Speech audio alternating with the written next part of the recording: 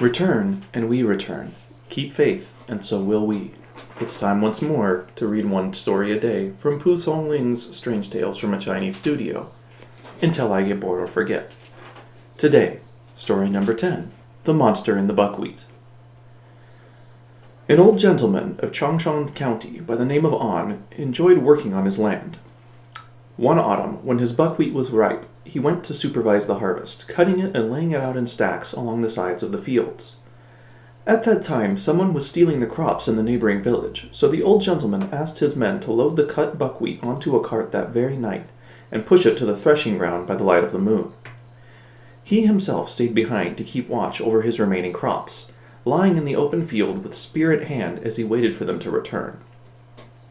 He had just begun to doze off when he heard the sound of feet trampling on the buckwheat stalks, making a terrific crunching noise, and suspected that it might be the thief. But when he looked up, he saw a huge monster bearing down upon him, more than 10 feet tall, with red hair and a big bushy beard. Leaping up in terror, he struck out at it with all his might, and the monster gave a great howl of pain and fled into the night. Afraid that it might reappear at any moment, An shouldered his spear and headed home, telling his laborers when he met them on the road what he had seen, and warning them not to proceed any further. They were reluctant to believe him. The next day they were spreading out the buckwheat in the sun, when suddenly they heard a strange sound in the air. "It's the monster again!" cried old An in terror, and fled, as did all the others. A little later that day they gathered together again, and An told them to arm themselves with bows and lie in wait. The following morning, sure enough, the monster returned a third time. They each shot several arrows at it, and it fled in fear. Then, for 2 or 3 days, it did not return. By now, all the threshed buckwheat was safely stored in the granary, but the stalks of straw still lay higgledy-piggledy on the threshing floor. Old An gave orders for the straw to be bound together and piled into a rick. Then he himself climbed up onto the rick, which was several feet high.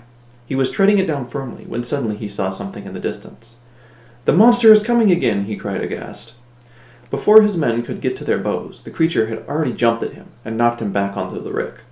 It took a bite out of his forehead and went away again. The men climbed up and saw that a whole chunk of the old man's forehead, a piece the size of a man's palm, had been bitten off, bone and all. He had already lost consciousness, and they carried him home, where he died. The monster was never seen again. Nobody could even agree on what sort of creature it was.